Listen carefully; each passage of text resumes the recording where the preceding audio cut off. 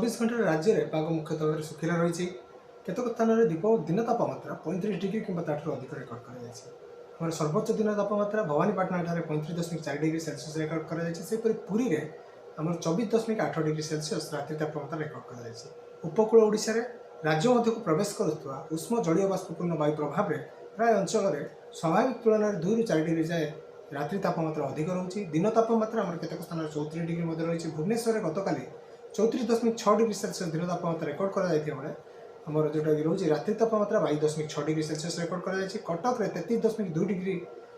दिन तापमात्रा रेकर्ड होता बेले कटक रात्रि तापमात्रा 21.6 डिग्री सेल्सियस रेकर्ड कर बर्तमान कौन निर्दिष्ट पाणीपाग प्रभाव ना तेणु आगामी 3 दिन जाए राज्य में पाग मुख्यतः भाव सुखिला रही। मझे मझे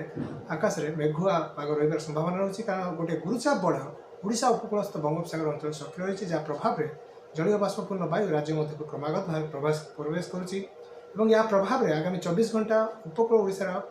किसी जिले में घन कुहुड़ी रही संभावना रही जो कि दृश्यमान दूरता 200 ରୁ 50 मीटर सीमित रध्यरात्रि सकाल समय ता सहित आमर जोटा रोचे डे 4, 5, 6 और 7 ये 4 दिन रोचे से आमर हालुका मध्यम धरण वर्षा पूर्वानुमान जारी कर खास कर देखा डे 4 अर्थात आम जो 22 तारीख बेलू आमर केउंझर मयूरभंज बालेश्वर यही सब जिले में 1 ରୁ 2 स्थान हालुका वर्षा रहीपरी आमर जोटा रोचे कि डे 5 रे वर्षार